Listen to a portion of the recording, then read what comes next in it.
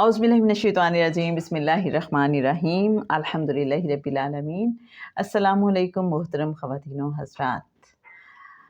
جناب سید سرفراز احمد شاہ صاحب کی دل کی گہرائیوں سے نکلی روحانی گفتگو، لوح فقیر ان کی کتاب، اور اس میں سے ایک ایسا سوال کہ جس کا جواب شاید آپ بھی تلاش کر رہے ہوں، رب تعالیٰ سے لو لگانے کا طریقہ کیا ہے؟ جناب سید سرفراز احمد شاہ صاحب میرے مرشد کامل فرماتے ہیں، جو لوگ رب تعالیٰ کی طرف رجوع کر لیتے ہیں وہ فرائض اور مؤکدہ سنتوں کے علاوہ تمام عبادات کے سلسلے میں اپنے باطن کی طرف رجوع کر لیتے ہیں۔ وہ بظاہر کاروبار حیات میں مصروف ہوتے ہیں، لیکن ان کا دل اللہ کے ذکر اور یاد میں مگن رہتا ہے۔ وہ فنا فی اللہ ہو جاتے ہیں اور بعض اوقات ہوش و خرد سے بیگانہ ہو جاتے ہیں۔ یہی وہ لوگ ہیں جن کے لیے آخرت میں بڑے انعام کی خوشخبری ہے۔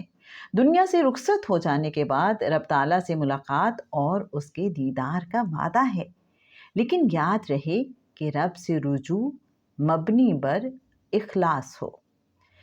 زمانۂ نوجوانی میں میری ملاقات ایک صاحب سے ہوئی۔ وہ مجھے اپنے عبادت والے کمرے میں لے گئے جہاں جا نماز بچھا تھا۔ کمرے کے آخری کونے میں خانہ کعبہ کا ایک بہت بڑا پورٹریٹ رکھا تھا۔ جا نماز کے سینٹر سے لے کر خانہ کعبہ کے اس پورٹریٹ تک ایک سفید لائن کھینچی تھی۔ آگے جا کر لائنوں کی مدد سے ایک ٹرائی اینگولر بنائی گئی تھی جس کا رخ خانہ کعبہ کی جانب تھا۔ میں نے ان صاحب سے پوچھا، یہ سب کیا ہے؟ ان لائنوں کا کیا مقصد ہے؟ کہنے لگے، یہ اس لیے ہے تاکہ میری ناک اس سفید لائن کی سیدھ میں رہے اور ٹرائی اینگولر کا ایرو ہیڈ خانہ کعبہ کی سمت کی نشاندہی کر رہا ہے کہ مجھے اس طرف منہ کر کے نماز پڑھنی ہے۔ رب سے لو لگانے یا اس کی طرف رجوع کرنے کا مقصد ہرگز یہ نہیں ہے کہ ہم اس طرح کی حرکتیں کرنے لگیں۔ ان سے کچھ حاصل نہیں ہوگا۔ ہمیں اس سینس میں رب تعالیٰ کو یاد رکھنا چاہیے کہ اس کے احکامات کیا ہیں۔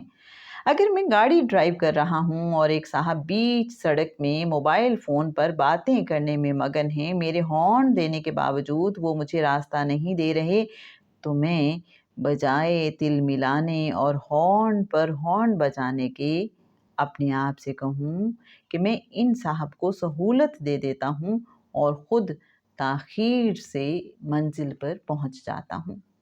اسی طرح اگر کوئی مجھے پتھر مارے تو آپ صلی اللہ علیہ وآلہ وسلم کی سنت پر عمل کرتے ہوئے میں اسے دعا دے دوں۔ اللہ تعالیٰ کے احکامات پر عمل کرنا ہی دراصل یاد الہی ہے۔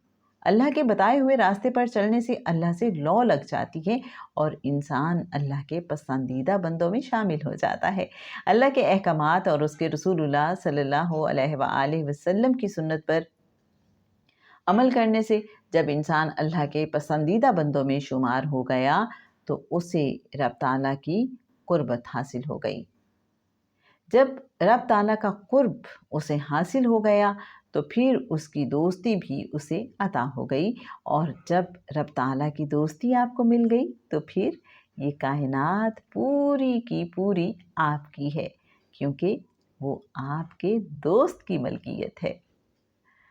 جناب میرے اچھے سامعین، تو کیسا لگا آپ کو یہ جواب؟ اللہ سے لو لگانے کا طریقہ کہ اصل میں اپنے باطن کی اصلاح کرنی ہے، اپنے رویوں کو ٹھیک کرنا ہے، دکھاوا نہیں کرنا، اور دنیا میں جتنے بھی مصروف ہیں لیکن دھیان اس کی طرف لگائے رکھنا ہے نا؟ کتنی خوبصورت بات جو جناب سید سرفراز احمد شاہ صاحب نے ہمیں بتائی کہ ہمیں فرائض بھی ادا کرنے ہیں، موقدہ سنتیں بھی ادا کرنی ہیں، اور اس کے ساتھ ساتھ اپنے باطن کی طرف بھی رجوع رکھنا ہے۔ پھر اللہ کی دوستی بھی مل جائے گی، اور جس کا رب ہو گیا اس کا سب ہو گیا۔